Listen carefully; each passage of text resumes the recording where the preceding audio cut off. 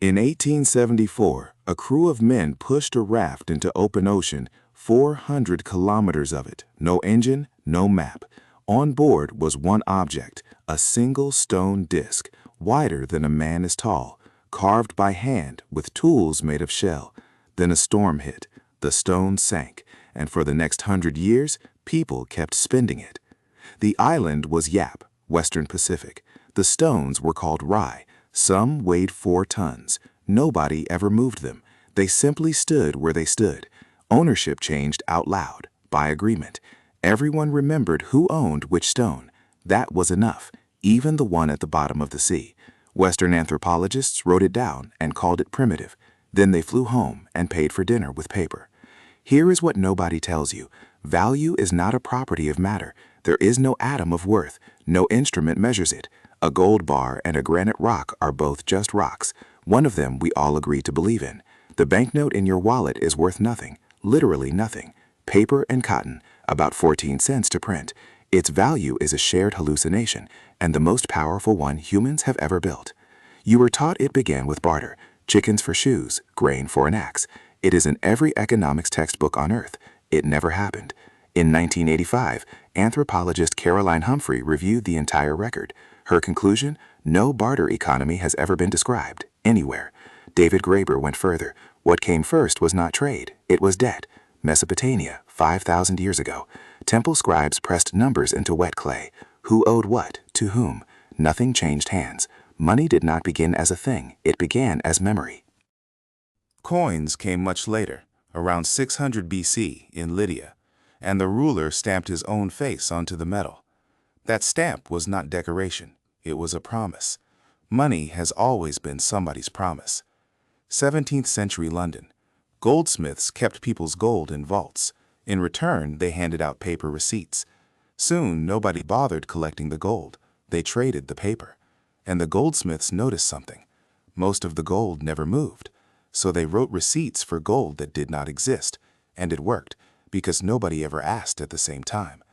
But this was only the surface. April 5, 1933. Executive Order 6102. Franklin Roosevelt made it illegal for Americans to own gold. You had to hand it in, all of it. The government paid $20.67 an ounce. Refuse and the fine was $10,000, over $200,000 in today's money, or 10 years in prison. 9 months later, the government repriced gold, $35 an ounce. Same metal, same vaults, same bars. The people who handed it in lost 40% overnight. Nothing was stolen. It was repriced. 1944. A hotel in the mountains of New Hampshire. 44 countries signed one agreement. The dollar would be tied to gold, and every other currency tied to the dollar. $35, 1 ounce, written down. For 27 years, the promise held. Then America began spending more than it had. Vietnam, social programs, deficits. Foreign governments did the arithmetic and started asking for their gold back. Friday, August 13, 1971. 15 men were driven into the mountains of Maryland. Camp David. No press, no phone calls out. For 2 days, 15 men argued in a room in the woods. Arthur Burns ran the Federal Reserve. He warned it would look like the dollar was failing. Treasury Secretary John Connally did not care.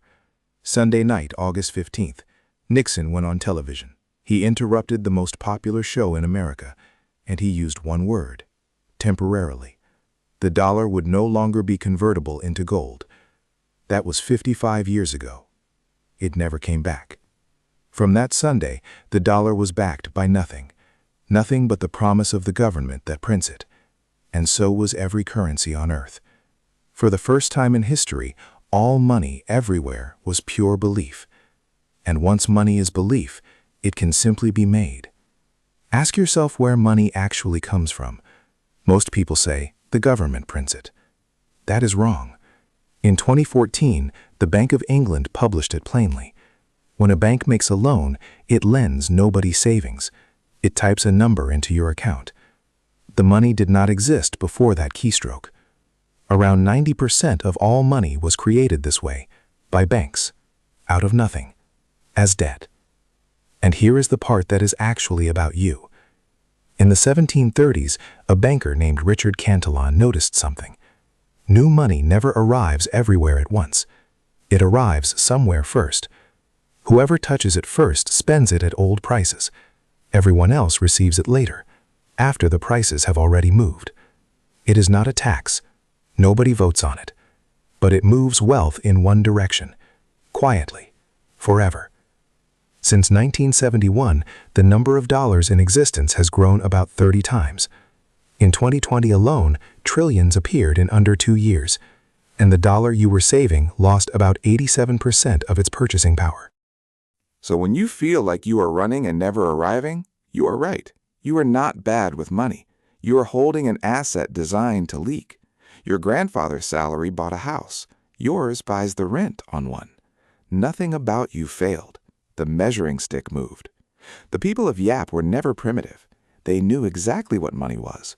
A story everyone agrees to keep telling.